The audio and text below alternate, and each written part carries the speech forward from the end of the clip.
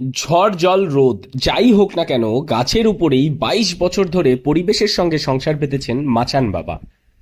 নবদ্বীপের মাচান বাবা বা শ্যামল সাধু দীর্ঘ ২২ বছর ধরে গাছের ওপরেই বসবাস করছেন। ষাটোর্ধ্ব বয়সী এই সাধুর আসল নাম শ্যামল দাস, যিনি একসময় সংসার ছেড়ে সাধু হওয়ার সিদ্ধান্ত নেন। ২২ বছর আগে নবদ্বীপের গঙ্গার ঘাটের কাছে একটি গাছের ওপর তিনি ঘর বাঁধেন এবং সেখানেই ভিক্ষাবৃত্তি করে জীবন কাটাচ্ছেন তিনি। আচ্ছা, আপনি তো এখানে রয়েছেন কত বছর ধরে গাছের এখানেই গাছের মধ্যে ঘর করে রয়েছেন? আমি 22 বছর হয়ে গেছে। 22 বছর হয়ে গেল। আর এই এখন তো মোটামুটি গঙ্গার জল অনেকটাই বেড়েছে, এখানে প্রায় ডুবন জল, তাই এখানে আপনার কোনো সমস্যা বা অসুবিধা হচ্ছে না? আমার কোনো সমস্যা নেই, কোনো নাই, অসুবিধা নেই। হ্যাঁ, জল বাড়ছে, কোনো সময় কমছে। আচ্ছা। হ্যাঁ, তাতে কোনো অসুবিধা নেই। এর আগে জল বেড়েছিল, মাজা জল হয়েছিল, হ্যাঁ। তখন আবার এইখানেই ছিলাম, তখন আবার এরকম হয়েছে। আবার এই কিস্তিতে আবার জল ছেড়েছে, তাতে কোনো অসুবিধা নেই, আমার কোনো অসুবিধা নেই। তাহলে এই যে জল থেকে আপনার যে প্রয়োজনীয় জিনিসপত্র আনতে যাওয়া বা জল আনতে গেলে কোনো প্রয়োজন নেই, খাবার জল একটু দরকার হয়। এই যে খাবার জল এখান থেকে সামনে কল আছে, অসুবিধা নেই। তারপরে ধরো তোমার যে না পেলে তো গঙ্গা আছেই, কোনো ব্যাপার নাই, ফিটকিরি দিয়ে জল গরম করে হ্যাঁ জল তৈরি করে নিলাম। হ্যাঁ, এই যে জল বাড়াতে তো ঘরে আপনার অনেক পোকামাকড় ঢুকছে বা কিছু, সেখানে পোকামাকড় আছে, পোকামাকড় এরা সব কোথায় যাবে, সবারই তো বাসা টাসা ভেঙে যায়। হ্যাঁ, গিয়ে আর এক জায়গা উঁচু জায়গা যায় বাসা করে, তে আমার এখানে উঁচু পেয়েছে তাই এসে বসে। বর্তমানে গঙ্গার জলস্তর বৃদ্ধি পাওয়ার ফলে মাচান বাবার অবস্থানেও সমস্যা দেখা দিয়েছে।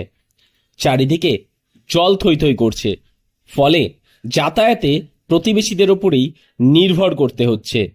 তিনি সপ্তাহে 2 থেকে 3 দিন ভিক্ষা করতে বের হন, তবে আশ্চর্যজনকভাবে তিনি এখনো বলছেন, আমার কোনো সমস্যা নেই, সকলে যেন ভালো থাকে। প্রতিদিনই কি আপনি আগে যেভাবে প্রতিদিন হরিনাম করতে যেতেন এখনো কি সেইভাবেই প্রতিদিন যান? মাঝে মাঝে 2-1 দিন যাই।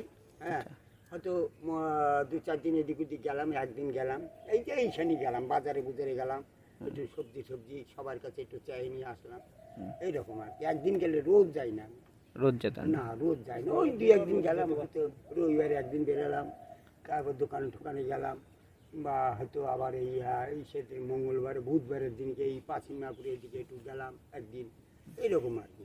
দ্বাদশী হলো, দ্বাদশীতে অনেকে দিয়ে যায়, আবার অনেকে যাই একটু নাম দিয়ে আসি, এইরকম আর কি। তিনি সতর্ক করেন, জলস্তর বাড়লে সবাইকে সাবধান থাকতে হবে। মাচান বাবা জানান, তিনি গাছগুলোকে নিজে রোপণ করেছেন এবং সেগুলোকে তিনি ছাড়তে চান না। তার জন্য গাছের সঙ্গেই থাকার ইচ্ছে, প্রকৃতির সঙ্গে একাত্মতা। তার জন্য বার্তা দিই যে খাবারের জন্য সবসময় কাছে কিছু কিছু কিছু রাখবে, এবং বার্তা দিই সাবধানে চলবে এবং সাবধানে থাকবে। হ্যাঁ, এই হচ্ছে ব্যাপার।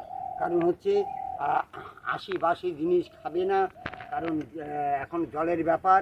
হ্যাঁ, নোংরা কোনো জিনিস রাখবে না এবং নোংরা হয়ে থাকবে না, পরিষ্কার পরিচ্ছন্ন থাকবে। এই বার্তা দেই, সবাই যেন ভালো থাকে, সুখে থাকে, আর কি কামনা করব। এই তো, সবাই যেন ভালো থাকে। সাপের উপদ্রবের কথাও তুলে ধরেন তিনি, কিন্তু তাতে তার কোনো ক্ষতি হয়নি। তিনি বলেন, ওরাও বাঁচার জন্য আশ্রয় খুঁজছে। মাচান বাবার জীবনযাপন সত্যিই এক অনন্য দৃষ্টান্ত, যেখানে তিনি নিজের সুখকে পরিহার করে সমগ্র সমাজের মঙ্গল কামনা করেন। নদিয়া থেকে মৈনাক দেবনাথের রিপোর্ট, লোকাল 18 বাংলা।